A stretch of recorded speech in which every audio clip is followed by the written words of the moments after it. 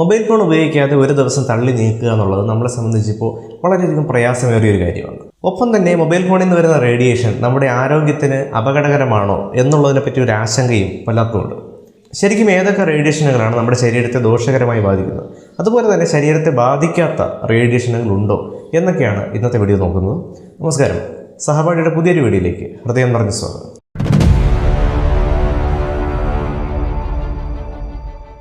എന്താണ് റേഡിയേഷൻ എന്ന് പറയുന്നത്?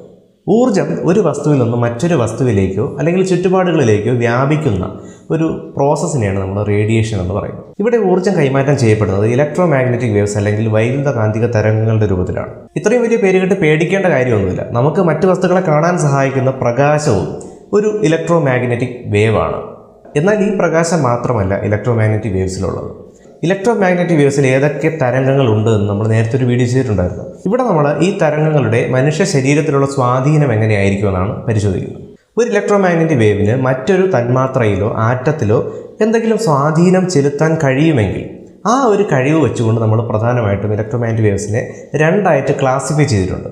ഇതിൽ ഒന്നിനെ അയോണൈസിങ് റേഡിയേഷൻ എന്നും മറ്റത് നോൺ അയോണൈസിങ് റേഡിയേഷൻ എന്നും പറയാറുണ്ട്. എന്താണ് അയോണൈസിങ് റേഡിയേഷൻ?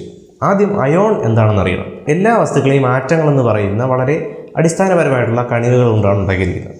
ഈ ആറ്റത്തിനകത്ത് നമുക്ക് ആറ്റത്തിൻ്റെ ഘടന പരിശോധിച്ചാൽ അതിനകത്ത് പ്രധാനമായിട്ടും രണ്ട് വസ്തുക്കൾ കാണാൻ പറ്റും. ഒന്നെന്ന് പറയുന്നത് പ്രോട്ടോൺ എന്ന് പറയുന്ന ഒരു വസ്തുവും രണ്ട് ഇലക്ട്രോൺ എന്ന് പറയുന്ന വസ്തു. ഒരു ആറ്റത്തിനുള്ളിലെ പ്രോട്ടോണിന് ഒരിക്കലും ഒരു ആറ്റത്തിനെ ബ്രേക്ക് ചെയ്തുകൊണ്ട് പുറത്തേക്ക് വരാൻ പറ്റില്ല. അതേസമയം ആറ്റത്തിൻ്റെ പുറമേയുള്ള ഒരു സ്ഥലത്ത് സ്ഥിതി ചെയ്യുന്ന ഇലക്ട്രോൺസിനാണെങ്കിൽ ആറ്റത്തിൽ നിന്ന് എപ്പോൾ വേണമെങ്കിലും പുറത്തേക്ക് പോകാം. ഒരു ആറ്റത്തിൽ നിന്നും ഇലക്ട്രോൺസ് നഷ്ടപ്പെട്ട് കഴിഞ്ഞാൽ നമ്മൾ അതിനെ വിളിക്കുന്നതാണ് അയോൺ എന്ന് പറയുന്നത്. ഒരു ആറ്റം അയോണായി മാറിക്കഴിഞ്ഞാൽ അതിനൊരു ചാർജ് ഉണ്ടാകും. ഈ ചാർജുള്ള അയോണുകൾ ചിലപ്പോൾ മറ്റ് തന്മാത്രകൾ മറ്റ് ആറ്റങ്ങളുമായിട്ടൊക്കെ കൂടിച്ചേരാനുള്ള സാധ്യത കൂടുതലാണ്. ഒരു ആറ്റത്തിൻ്റെ കാര്യത്തിലും അല്ലെങ്കിൽ ഒരു മോളിക്യൂളിൻ്റെ കാര്യം എടുത്താലും ഇലക്ട്രോൺസിൻ്റെ നഷ്ടം എന്ന് പറയുന്നത് ചിലപ്പോൾ ചില കോൺസിക്വൻസസിന് കാരണമാകും. അയോണൈസിങ് റേഡിയേഷനുകളെല്ലാം തന്നെ വലിയ ഊർജ്ജം ഉൾക്കൊള്ളുന്നവയാണ്. അതുകൊണ്ട് തന്നെ ഈ അയോണൈസിങ് റേഡിയേഷൻസ് ഒരു ആറ്റത്തിലേക്കോ മോളിക്യൂളിലേക്കോ പതിച്ചാൽ അതിൽ നിന്ന് ഇലക്ട്രോൺസ് പെട്ടെന്ന് തന്നെ നോക്കൗട്ടായി പോകാനും സാധ്യതയുണ്ട്. ഒരാൾ ഓടി വരുന്ന വഴിക്ക് നമ്മളുമായിട്ട് കൂട്ടിയിടിക്കുന്ന കാര്യം ആലോചിക്കുക. ഇയാൾ വളരെയധികം വേഗത്തിലാണ് ഓടി വരുന്നതെങ്കിൽ നമ്മൾ ഉറപ്പായിട്ടും ആ ഇടിയിൽ മറിഞ്ഞു വീഴും. പതിയെ ഒരാൾ ഓടി വന്ന് ഇടിച്ചാലും നമ്മൾ മറിഞ്ഞു വീഴാൻ തക്കതായിട്ടുള്ള ഒരു അപകടം അവിടെ ഉണ്ടാകുന്നില്ല. വളരെ വേഗത്തിൽ സഞ്ചരിക്കുന്ന ഒരാൾക്ക് ഊർജ്ജം കൂടുതലാണ്, പതിയെ സഞ്ചരിക്കുന്ന ആൾക്ക് ഊർജ്ജം കുറവാണ്. അപ്പോൾ ഊർജ്ജം കൂടിയ ഒരാൾ നിങ്ങളെ ഒന്ന് ഇടിച്ചാൽ നിങ്ങൾ എങ്ങനെ തെറിച്ച് പോകുന്നുണ്ടോ അതുപോലെ ഒരു ആറ്റത്തിലേക്ക് നമ്മൾ ഉയർന്ന ഊർജ്ജത്തിലുള്ള ഒരു തരംഗം പതിപ്പിച്ചു കഴിഞ്ഞാൽ അതിൽ നിന്ന് ഇലക്ട്രോൺസ് പെട്ടെന്ന് പുറത്തേക്ക് പോകുന്നതായിട്ട് കാണാൻ പറ്റും. ഇനി ഏതൊക്കെ തരംഗങ്ങളാണ് അയണൈസിങ് റേഡിയേഷൻ്റെ ഗ്രൂപ്പിൽ പെടുന്നത്? പ്രധാനമായിട്ടും അൾട്രാ വയലറ്റ് റേഡിയേഷനുകൾ, എക്സ്റേസ്, ഗാമ റേസ്, ഈ മൂന്നുമാണ് അയണൈസിങ് റേഡിയേഷനുകളിലുള്ളത്. സൂര്യനിൽ നിന്നും ധാരാളമായിട്ട് അൾട്രാ വയലറ്റ് റേഡിയേഷൻസ് ഭൂമിയിലേക്ക് വരുന്നുണ്ട്.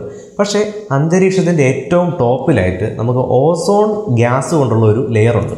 ഈ ഓസോൺ ഗ്യാസിൻ്റെ പ്രത്യേകത സൂര്യനിൽ നിന്ന് വരുന്ന UV ലൈറ്റിൽ വലിയൊരു ശതമാനം ഇതങ്ങ് അബ്സോർബ് ചെയ്യും. എന്നിട്ട് ബാക്കിയുള്ള ചെറിയ ശതമാനം UV റേഡിയേഷനുകളാണ് ഭൂമിയുടെ ഉപരിതലത്തിലേക്ക് വന്ന് പതിക്കുന്നത്. എന്നിരുന്നാൽ പോലും വലിയ അളവിലുള്ള UV റേഡിയേഷനുകൾ സൂര്യപ്രകാശത്തിലൂടെ ശരീരത്തിൽ ഏറ്റു കഴിഞ്ഞാൽ സ്കിൻ ക്യാൻസറിനുള്ള ചാൻസുകൾ വളരെ കൂടുതലായിട്ട് മാറും. എക്സ്റേസിനെ പറ്റി നമുക്കറിയാം. നമ്മുടെ ശരീരത്തിലെ എല്ലുകളുടെയൊക്കെ ഫോട്ടോ എടുക്കാനായിട്ട് എക്സ്റേസ് യൂസ് ചെയ്യാറുണ്ട്. എക്സ്റേ ഒരു തവണയെങ്കിലും എടുത്തിട്ടുള്ളവർക്കറിയാം എന്തുമാത്രം കെയർഫുള്ളായിട്ടാണ് അവർ ആ ഒരു എക്സ്റേ ഫയർ ചെയ്യുന്ന ആ ഒരു ഉപകരണം കൈകാര്യം ചെയ്യുന്നത്. കാരണം ഇതൊരു അയണൈസിങ് റേഡിയേഷനാണ്.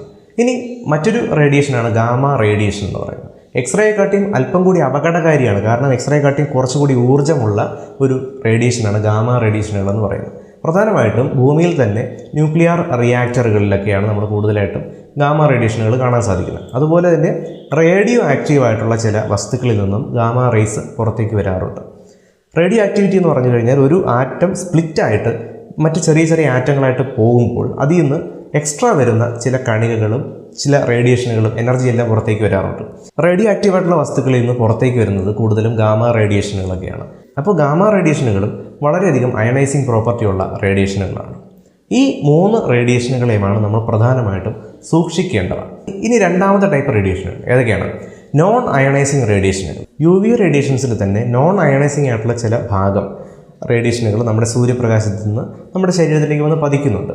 ഇനിയുള്ള തരംഗങ്ങളെന്ന് പറയുന്നത് വിസിബിൾ ലൈറ്റാണ്. അതായത് നമുക്ക് കാണാൻ കഴിയുന്ന എല്ലാ പ്രകാശങ്ങളും. അതിൽ നമുക്കറിയാം വയലറ്റ് മുതൽ ചുവപ്പ് വരെയുള്ള ഒരു നിര തന്നെയുണ്ട്. അപ്പോൾ ഈ നിറങ്ങൾക്കെല്ലാം തന്നെ ഒരു നോൺ അയണൈസിങ് പ്രോപ്പർട്ടിയാണ്. അതായത് മറ്റ് ആറ്റങ്ങളിൽ ചെന്ന് കയറി അതിൽ നിന്ന് ഇലക്ട്രോൺസിനെ നോക്കൗട്ട് ചെയ്ത് കളയാനുള്ള തട്ടിക്കളയാനുള്ള പ്രോപ്പർട്ടി ഇല്ല എന്നുള്ളതാണ്. വിസിബിൾ ലൈറ്റ് കഴിഞ്ഞാൽ പിന്നെ ഉള്ളത് ഇൻഫ്രാറെഡ് ആണ്. ഇൻഫ്രാറെഡും ഒരു നോൺ അയണൈസിങ് പ്രോപ്പർട്ടി ഉള്ള ഒരു തരംഗമാണ്. പക്ഷേ ഇൻഫ്രാറെഡ് കാരണം അപകടമൊന്നും ഇല്ല എന്ന് വിചാരിക്കരുത്. കാരണം ഇൻഫ്രാറെഡ് എന്ന് പറഞ്ഞാൽ ഹീറ്റ് റേഡിയേഷനാണ്. മറ്റ് വസ്തുക്കളിൽ താപമുണ്ടാക്കാൻ, ഹീറ്റ് ഉണ്ടാക്കാനായിട്ട് ഇൻഫ്രാറെഡ് ഹെൽപ്പ് ചെയ്യുന്നുള്ളതാണ്. ഒരു വസ്തുവിലേക്ക് നമ്മൾ കുറച്ച് ഇൻഫ്രാറെഡ് ലൈറ്റ് പതിപ്പിച്ചാൽ ഈ പതിപ്പിക്കുന്ന ഇൻഫ്രാറെഡ് ലൈറ്റിൻ്റെ പ്രത്യേകത ഈ മോളിക്യൂൾസിൽ കൃത്യമായ അളവിലുള്ള ഒരു വൈബ്രേഷൻ ഉണ്ടാക്കാൻ സാധിക്കും. ഈ മോളിക്കുലാർ വൈബ്രേഷൻസ് ആണ് ഒരു വസ്തുവിൽ ഹീറ്റായിട്ട് നമുക്ക് ഫീൽ ചെയ്യുന്നത്. ഒരു വസ്തുവിന് വെയിലത്ത് വെച്ചാൽ ചൂടാവും. കാരണം സൺലൈറ്റിലുള്ള ഇൻഫ്രാറെഡ് വിഭാഗത്തിലുള്ള ലൈറ്റ് ഈ വസ്തുവിൽ വന്ന് പതിച്ച ശേഷം ഈ മോളിക്യൂൾസിനെ ഒരു പ്രത്യേക ആവൃത്തിയിൽ വൈബ്രേറ്റ് ചെയ്യിപ്പിക്കും. ആ വൈബ്രേഷനാണ് ഹീറ്റായിട്ട് നമുക്ക് ഫീൽ ചെയ്യുന്നത്. അതുകൊണ്ട് തന്നെ ഒരുപാട് നേരത്തേക്ക് ഇൻഫ്രാറെഡ് ലൈറ്റ് നമ്മുടെ ശരീരത്തിലേക്ക് ഏറ്റുകഴിഞ്ഞാൽ നമുക്ക് ആ ഭാഗത്ത് പൊള്ളൽ അനുഭവപ്പെടാനായിട്ട് സാധ്യതയുണ്ട്. മൊബൈലൊക്കെ ഒരുപാട് നേരം യൂസ് ചെയ്യുന്ന സമയത്ത് നമുക്ക് മൊബൈൽ ചൂടാകുന്നിട്ട് കാണാൻ പറ്റും. ശരിക്കും ചൂട് ഫീൽ ചെയ്യുന്നത് മൊബൈലിൽ നിന്നുള്ള ഇൻഫ്രാറെഡ് റേഡിയേഷനുകൾ നമ്മുടെ ശരീരത്തിലേക്ക് വന്ന് പതിക്കുന്നുകൊണ്ടാണ്. ഒരുപാട് നേരം ഇങ്ങനെ ഫോൺ ഇങ്ങനെ ചൂടായി കഴിഞ്ഞാൽ നമ്മുടെ ശരീരത്തിലേക്ക് കണ്ടിന്യൂസ് ആയിട്ട് ഇൻഫ്രാറെഡ് ലൈറ്റ് അല്ലെങ്കിൽ ഹീറ്റ് ശരീരമായിട്ട് കോൺടാക്റ്റിൽ വരികയും ശരീരത്തിൽ ബേൺസ് ഉണ്ടാക്കാനായിട്ട് സാധ്യതയുണ്ട്. ഇനി അടുത്തൊരു വിഭാഗമാണ് മൈക്രോവേവുകൾ എന്ന് പറയുന്നത്. മൈക്രോവേവ് വർക്ക് ചെയ്യുന്നത് വെള്ളത്തിൻ്റെ തന്മാത്രകളുടെ ഒരു വൈബ്രേറ്റിംഗ് ഫ്രീക്വൻസി ഉണ്ട്. വെള്ളത്തിൻ്റെ തന്മാത്രകൾ എങ്ങനെ വൈബ്രേറ്റ് ചെയ്യുന്നു അതേ ആവൃത്തിയിലാണ് മൈക്രോവേവുകളുടെയും ഫ്രീക്വൻസി എന്ന് പറയുന്നത്. അപ്പോൾ രണ്ടും മാച്ച് ആകുന്നത് കൊണ്ട് തന്നെ വെള്ളത്തിൻ്റെ തന്മാത്രകളിൽ കൂടുതൽ ഓസിലേഷൻ ഉണ്ടാക്കി വെള്ളത്തിനെ ചൂട് പിടിപ്പിക്കാൻ കഴിയും. നമ്മളൊരു മൈക്രോവേവ് അവനകത്തേക്ക് കൈ വെച്ച് കഴിഞ്ഞാൽ ഉറപ്പായിട്ടും നമ്മുടെ കയ്യിൽ വാട്ടർ മോളിക്യൂൾസ് ഉണ്ട്, ഈർപ്പമുണ്ട്. ഈർപ്പം ചൂടാവുകയും നമ്മുടെ കൈ പൊള്ളലേക്കാനായിട്ട് സാധ്യതയുണ്ട്. അപ്പോൾ മൈക്രോവേവുകളും ഇൻഫ്രാറെഡുകളും പൂർണ്ണമായ അളവിൽ ഹാംലെസ് അല്ല എന്നും ചെറിയ അളവിലൊക്കെ നമുക്ക് പൊള്ളലേൽപ്പിക്കാനായിട്ട് കഴിവുള്ള റേഡിയേഷനുകളാണെന്ന് മനസ്സിലാക്കുക. അടുത്തൊരു വിഭാഗമാണ് റേഡിയോ തരംഗങ്ങൾ. നമ്മൾ പ്രധാനമായിട്ടും മൊബൈൽ കമ്മ്യൂണിക്കേഷനുകൾ അല്ലെങ്കിൽ പണ്ട് മുതലേ ഉള്ള ടെലി കമ്മ്യൂണിക്കേഷൻ രംഗത്ത് ഏറ്റവും കൂടുതലായിട്ട് യൂസ് ചെയ്യുന്ന തരംഗമാണ് റേഡിയോ തരംഗങ്ങൾ എന്ന് പറയുന്നത്. റേഡിയോ തരംഗങ്ങൾക്ക് ഊർജ്ജം കുറവായതുകൊണ്ട് തന്നെ ഇവയെ നമ്മൾ നോൺ അയണൈസിങ് കാറ്റഗറിയിലാണ് പെടുത്തിയിരിക്കുന്നത്. റേഡിയോ തരംഗങ്ങൾ അല്ലെങ്കിൽ മൊബൈലിൽ നിന്ന് വരുന്ന റേഡിയേഷനുകൾ നമ്മുടെ ശരീരത്തിലേറ്റാലും ഈ ശരീരത്തിലെ DNA മോളിക്യൂൾസിൽ യാതൊരു തരത്തിലുള്ള മാറ്റവും ഉണ്ടാക്കാനായിട്ട് സാധിക്കില്ല എന്നുള്ളതാണ്. എന്നാൽ മറ്റു രീതിയിൽ മൊബൈലിൽ നിന്ന് നമുക്ക് ദോഷങ്ങൾ ഉണ്ടാകുന്നുണ്ടോ എന്ന് ചോദിച്ചു കഴിഞ്ഞാൽ ഉറപ്പായിട്ടും നമ്മുടെ മൊബൈൽ ഫോണ് പോക്കറ്റ് കിടന്ന് ഒരുപാട് അങ്ങ് ഹീറ്റായി കഴിഞ്ഞാൽ നമുക്കറിയാം ചില എന്തെങ്കിലും ബാറ്ററി ഇഷ്യൂസോ അല്ലെങ്കിൽ സോഫ്റ്റ്വെയറിൻ്റെ ഒപ്റ്റിമൈസേഷൻ ഇഷ്യൂസൊക്കെ കാരണം മൊബൈൽ തനിയെ ചൂടാകാറുണ്ട്.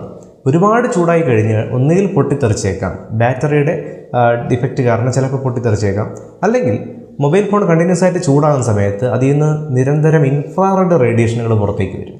അപ്പോൾ ഹീറ്റ് റേഡിയേഷനുകൾ ആയതുകൊണ്ട് തന്നെ നമ്മുടെ ശരീരത്തിലേക്ക് നല്ല വലിയ അളവിലേക്കുള്ള കണ്ടിന്യൂസ് ആയിട്ട് ഹീറ്റ് പതിച്ചുകൊണ്ടിരുന്നു കഴിഞ്ഞാൽ ആ ഭാഗത്ത് പൊള്ളലേൽക്കാനായിട്ട് സാധ്യത ഉണ്ട്.